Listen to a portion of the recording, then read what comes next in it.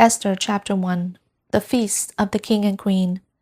Now it happened in the days of Ahasuerus, the Ahasuerus who reigned from India to Ethiopia, from 127 provinces.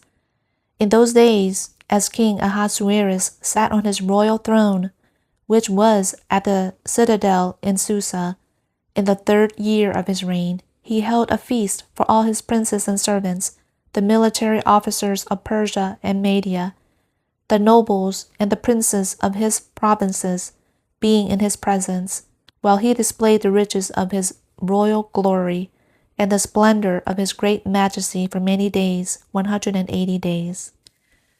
And when these days were fulfilled, the king held a feast lasting 7 days for all the people who were present at the citadel in Susa, from the greatest to the least, in the court of the garden of the king's palace.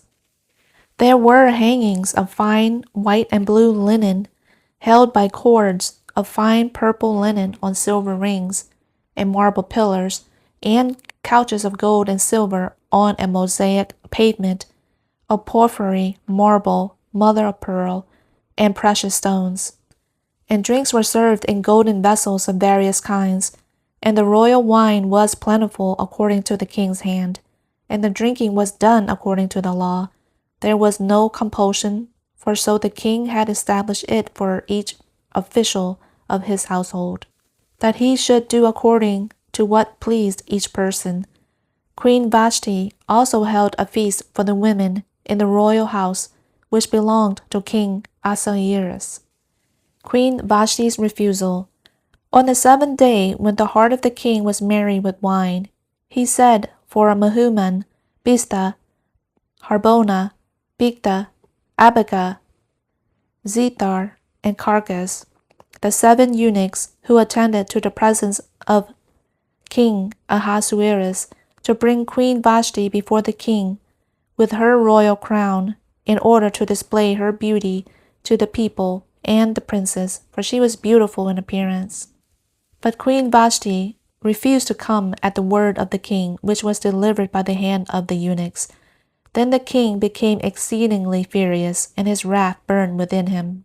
Then the king said to the wise men who knew the times, for it was the custom of the king thus to speak before all who knew the law and justice, and were close to him, Karshina, Shethar, Admatha, Tarshish, Meres, Marsina, and Mugikan, the 7 princes of Persia and Media, who had access to the king's presence, and sat in the first place in the kingdom.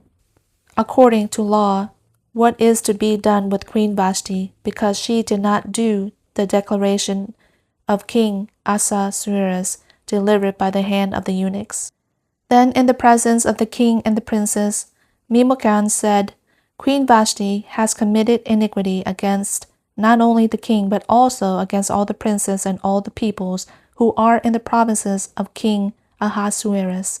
For the word about the queen will get out to all the women, causing them to despise her husbands in their eyes by saying, King Ahasuerus said for Queen Vashti to be brought in to his presence, but she did not come. This day the ladies of Persia and Media, who have heard of the word about the queen, will speak in the same way to all the king's princes, and there will be plenty of spite and indignation. If it seems good to the king, let a royal word go forth from him, and let it be written in the laws of Persia and Media, so that it cannot be repealed, that Vashti may no longer come into the presence of King Ahasuerus, and let the king give her royal position to another who is better than she.